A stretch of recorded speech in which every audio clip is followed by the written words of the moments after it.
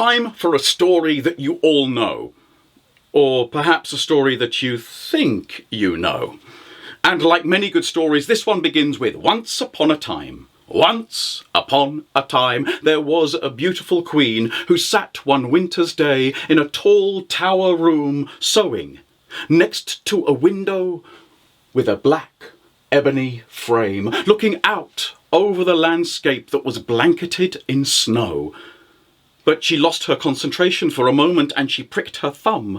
And as she pricked her thumb, a drop of blood appeared on her skin. And as the drop of blood appeared on her skin, she made a wish in her heart. She made a wish in her heart that she could have a daughter whose lips were as red as blood, whose hair was as black as the ebony window frame, and whose skin would be as white as the snow that blanketed the ground. And because she had made a wish in her heart, 9 months later, that wish came true, and she gave birth to a beautiful baby girl whose lips were as red as blood, whose hair was as black as an ebony window frame, and whose skin was as white as snow, and because her skin was as white as snow, she was called Snow White. So you know this story? Oh, really? Well, sad to say, of course, Snow White's mother died shortly after Snow White was born. The king's heart was broken, and Snow White was left without a mother. But it's okay, because sometime later the king remarried, and Snow White now had a new mother, a stepmother, a beautiful stepmother. And Snow White's stepmother treated Snow White like, you're right, her own daughter. Snow White loved her stepmother. She was not only beautiful, she was kind and generous. Every birthday she gave Snow White such presents. But of course, Snow White didn't know one thing about her stepmother, and for that case, neither did the king. For Snow White's stepmother was not only a beautiful woman who appeared generous and kind, she was also a witch. A witch who had in her own room, on the wall, a mirror. But not just a mirror, a magic mirror. A magic mirror that she looked into every morning and said, "Mirror, mirror on the wall, who's the fairest of them all?" And the mirror replied, "The truth I tell, 'tis plain to see that you, O queen, are as fair can be." And the queen would look back at herself in the mirror and say, "Yes." Snow White's 11th birthday. Snow White woke up very excited because she knew her stepmother, who was so kind and so generous, would be giving her fabulous presents that day. But while Snow White was getting ready for her birthday, her stepmother, already awake and up and dressed, was in her room looking into her mirror, saying, "Mirror, mirror on the wall, who's the fairest of them all?" And the mirror replied, "The truth I tell, 'tis plain to see. Snow White is now as fair can be." And the queen looked at herself in the mirror and said, "What?" The queen called her hunter to her, and she said to her hunter, "Take my stepdaughter into the forest. And then when you are deep in the forest, in the darkest place, take your dagger and kill her, cutting out her heart, and then return to me and give me the heart of my stepdaughter so that I may eat it." And so Snow White was taken into the forest, and the hunter took her deep to the darkest place in the forest, and he took his dagger and he killed a pig. And then he told Snow White to run for her life because her stepmother wanted her dead. And then the hunter cut open the pig, and from the pig he pulled the heart, because a pig's heart looks like a human heart. And then he returned to the castle and presented it to Snow White's stepmother. "Here, O queen, is the heart of your stepdaughter, Snow White." And the queen looked at it and said, "Yes. Cook it, so I may eat it." And she did. In the meantime, Snow White was running further into the forest until she was tired and could go no further, and she found herself in a clearing, and in the clearing there was a house, quite a small house. She went up to the door. It was quite a small door. She knocked on it. There was no answer. She tried the door. It was open, unlocked. So she pushed it and then looked inside. And inside there was quite a simple room with a range, with some food on it, and a table that was quite low, and there were 7 chairs, all of which were quite low. Snow White was hungry and exhausted. She went to the range and opened the pot. Oh, that did not smell good, but she was so hungry she just ate some of the food anyway. Now she was really tired and her eyes were closing, so she explored upstairs. She went up the stairs and found herself in one long bedroom with 7 beds, all of which were quite small. But soon she was laying across 2 of them, and fast.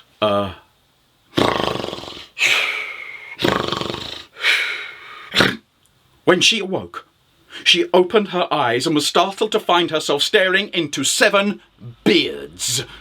The beards of 7 dwarfs, for it was their home. One of the beards spoke. "Who are you?" it asked. "I'm Snow White," said Snow White. "What are you doing here?" said another of the beards.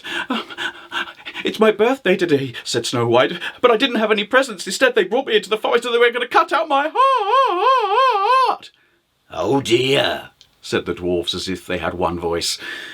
And so they discussed with each other and with Snow White, and they came to an agreement that Snow White could stay with them, and they would care for her if she would care for them. So Snow White agreed that she would look after them and do the cooking, the cleaning, the sewing, the washing up, and, well, she was a girl. What? Is something wrong? Oh, you see, this is an old story, and things happened like that in the old days. Not today, of course. Today, housework would be split up between the genders, I'm sure. So Snow White had found a home, and that night she slept well.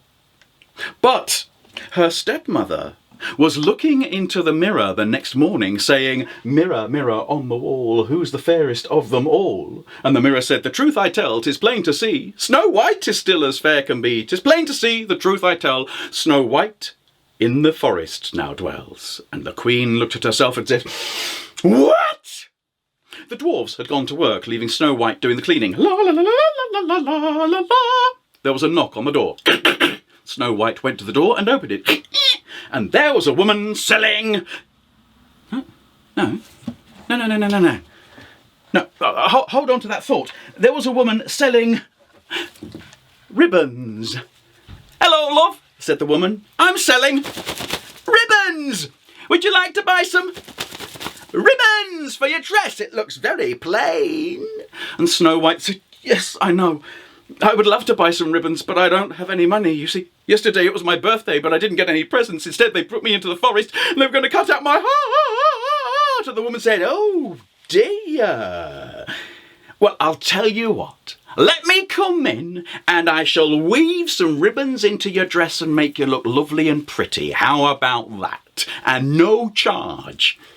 So Snow White invited the kindly woman in, and the kindly woman wove some ribbons into Snow White's dress. And then she went behind Snow White and tied the ribbons into a beautiful big bow. No, that's wrong. She tied the ribbons into a big knot that she tied tighter and tighter and tighter until Snow White could breathe no more, and Snow White fell to the ground dead. And the woman turned herself back into Snow White's stepmother, for that is who it had been all the time. And Snow White's stepmother looked down at the body and said, "Yes." When the dwarves came home, they expected to find dinner ready on the table, but instead of finding dinner on the table, they found Snow White on the floor, dead. There were ribbons wrapped round her, far too tight she couldn't breathe. So gently they cut the ribbons, and as the ribbons fell away from Snow White's dress, the breath of life came back into Snow White. She told them about the woman who'd come to the door, and they said, "Never, never let a stranger into the house." And Snow White promised. The next morning, The dwarves went off to work again, leaving Snow White doing the cleaning. La la la la la la la. Meanwhile, back at the castle, Snow White's stepmother was in her room, looking into her mirror, saying, "Mirror, mirror on the wall, who's the fairest of them all?" And the mirror said, "The truth I tell, 'tis plain to see. Snow White is still as fair can be, 'tis plain to see. The truth I tell, Snow White in the forest still dwells." And the queen said, "What?" Snow White was cleaning. La la la la la la la. There was a knock on the door. Snow White went to the door, opened the door, and there was a kindly-looking woman selling... No, she was selling combs. And she said, "All right, love, I'm selling combs. Would you like a comb for you? Your hair is a real mess. Let me give you sell you a comb." And Snow White said, "Well, I would love to buy a comb, but I don't have any money. You see, 2 days ago it was my birthday, but I didn't get any presents. They took me into the forest and they were going to cut out my heart." And the woman said, "Oh dear. Well, tell you what, let me come inside and I will comb your hair for you." And Snow White said, "No, I'm sorry, you can't come inside. I made a promise, I can't allow strangers inside the house." And the woman said, "Oh, well, how about you come outside and I comb your hair for you?" Snow White thought about it. Well, that sounds okay. So she went outside and the woman combed her hair for her. Comb, comb, comb, comb, comb, comb, comb, comb, comb, comb. And she stuck the comb in Snow White's head. And Snow White fell dead to the ground, and the woman turned herself back into Snow White's stepmother, for that is who she'd been all along. And she looked down at the body of Snow White lying in the grass outside the cottage, and she said, "Yes." The dwarves came home expecting to find dinner on the table, but instead they found Snow White dead in the grass outside their house. There was a comb sticking in her head. Gently, they freed the comb from Snow White's skull. And as they pulled the comb from Snow White's skull, the breath of life came back into her. And she started to breathe again. And she told them about the woman who was selling combs, and they said, "Never, never leave the house and go and talk to a stranger." So Snow White promised. The next morning, dwarves' minds, Snow White cleaning.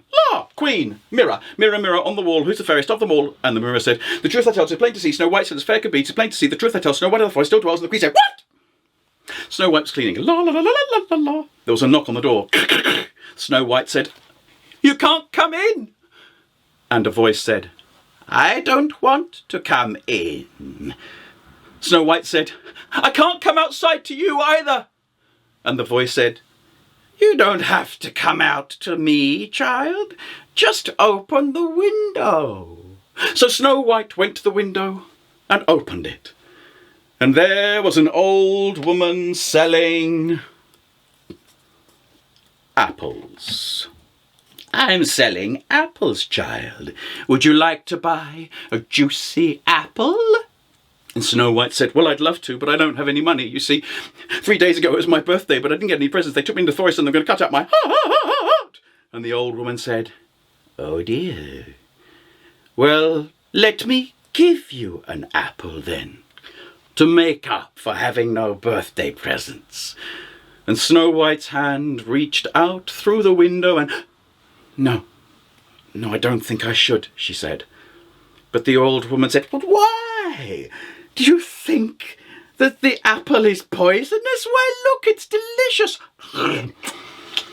And the old woman took a bite out of the red half of the apple. "It's delicious." Snow White's hand reached out and took the apple from the old woman, and then she took a bite into the green half. Oh yes, actually, it's quite good. Tangy. Very like. It's very.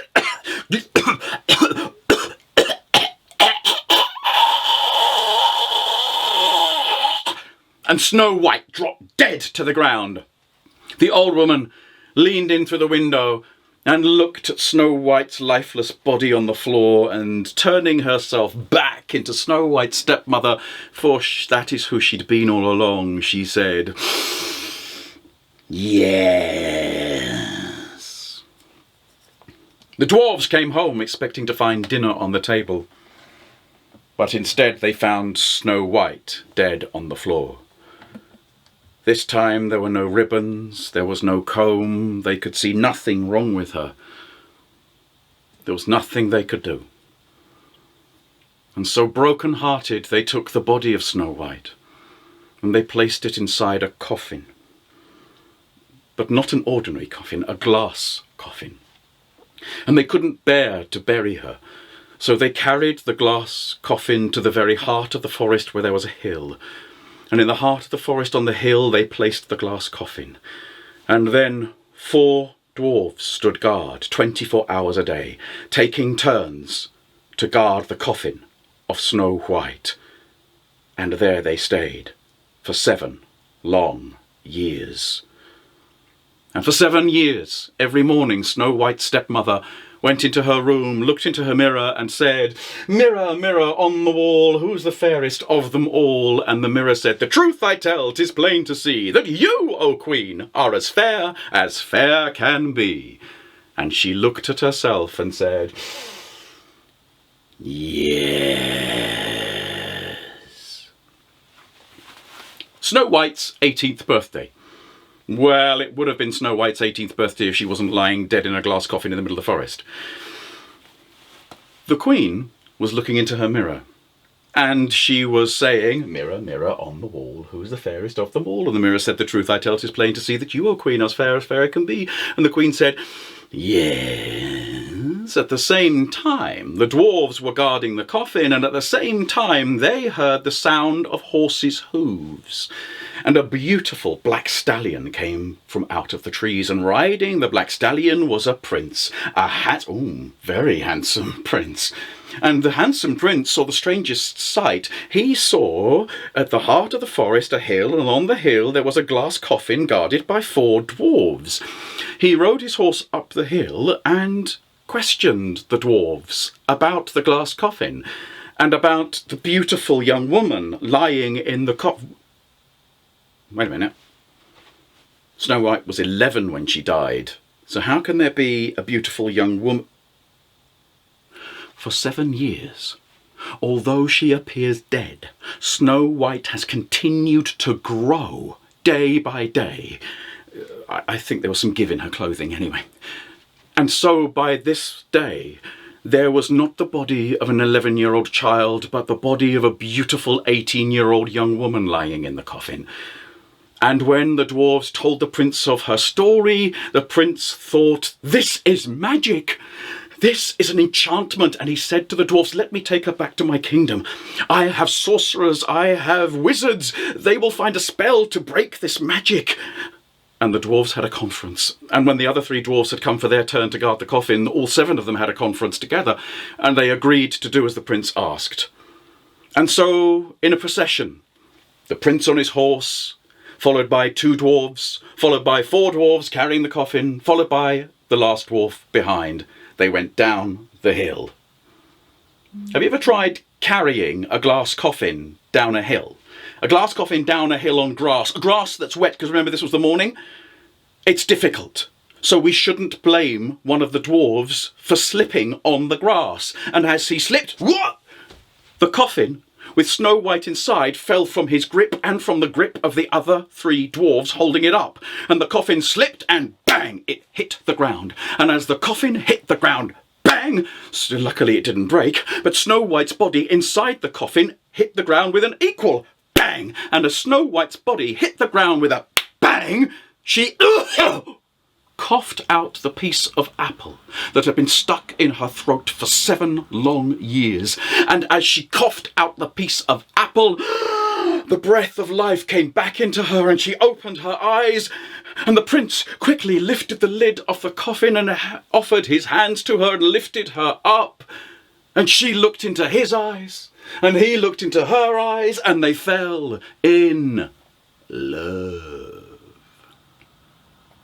Next morning, Snow White's stepmother was looking into her mirror, saying, "Mirror, mirror on the wall, who is the fairest of them all?" And the mirror said, "The truth I tell, 'tis plain to see.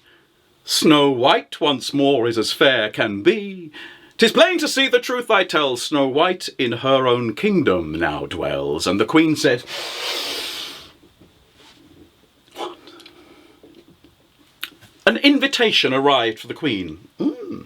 A wedding invitation. To the wedding of Snow White to her prince. She could go to the wedding and poison Snow White there. And so the Queen made her preparations, and she arrived at the palace of the prince on the day of the wedding, just in time for the feast. And she went into the great hall, and there at the top table were the prince and Snow White, his bride, and all the guests were sitting at tables around, enjoying the food and the drink and the warmth of the great brazier that was in the middle of the hall with red-hot coals glowing. And Snow White's stepmother curtsied to her stepdaughter. And as she stood up from curtsying, she realised that there were soldiers standing either side of her. And the soldiers took her arms and led her to the middle of the hall where there was the brazier. And as Snow White's stepmother looked into the red-hot coals, she saw that in addition to the red-hot coals, there were 2 shoes in the brazier. 2 shoes of iron, metal shoes glowing red hot. And the soldiers removed the wicked queen's own shoes and put the red-hot metal shoes on her feet, so that Snow White's stepmother danced and danced and danced until she dropped down dead. And as for Snow White and her prince, I think we must assume that they both lived happily ever after.